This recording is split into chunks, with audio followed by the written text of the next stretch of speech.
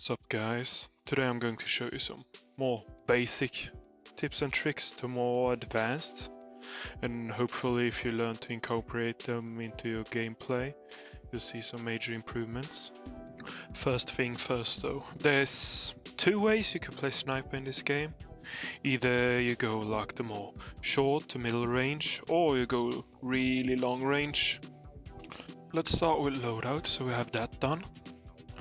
For sniper, I use the L96. I use Ranger for the barrel. I use rangefinder if I'm going long range. If I'm going short middle, I'll use none. The bipod for long, berserk for short range, and bipod or angle grip for long range.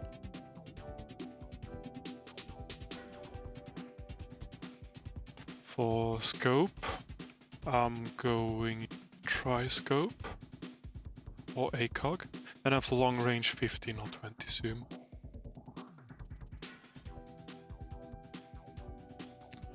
Bolt action, C is very good for long range, and then the last one for short range. Secondary, I use the Unica, but I'm going to use the Desert Eagle when I'll unlock it. Primary gadget, I'm going anti-personal mine or Claymore.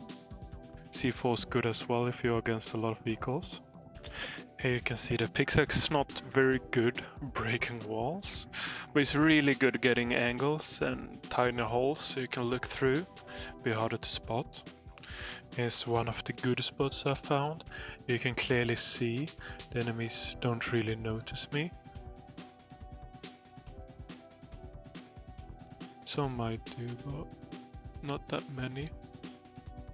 Especially like this, because they have a lot of other priorities to shoot before me. I'm lucky that I survived, not getting headshot. You can still see I have the control by moving behind the wall. I can take cover then peek, so I can still be the one deciding who will see me and who won't.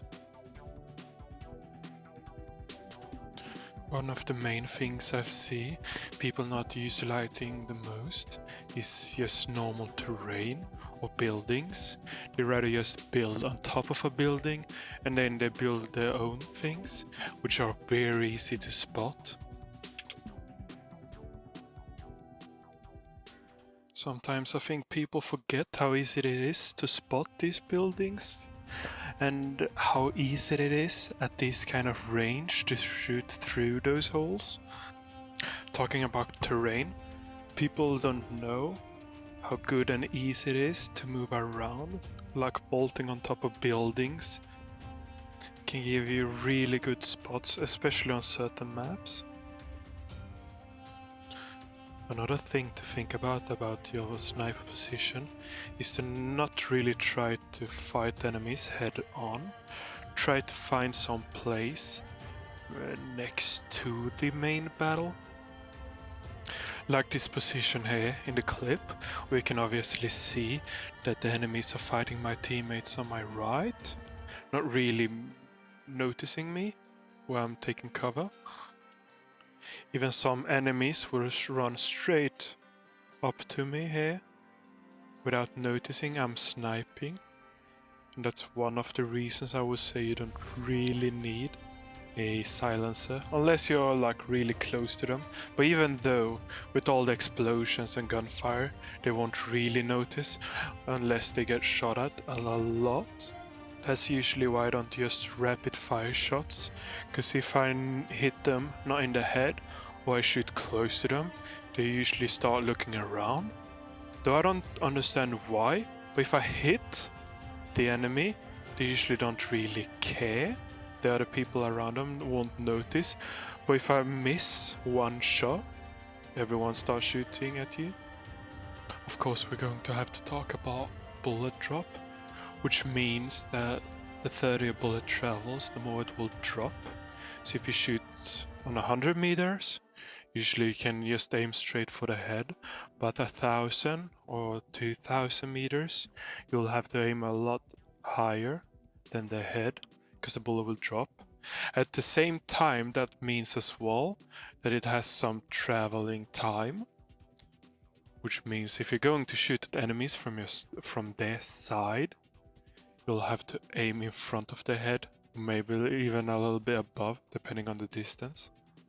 And of course, that's gonna make it a bit harder than Counter-Strike Call of Duty, though this game has very generous hitboxes compared to the other games. And with the graphics in this game, it's very easy spotting enemies, especially if you stand like close to the horizon, so they get a really good outline of you. That's why I almost always try to stay inside of buildings or next to stones, not on top of stones, but next to them, are very good spots as well. Laying down can be good, you can easily get shot, so always try to be moving or finding a really good spot where no one has noticed you yet.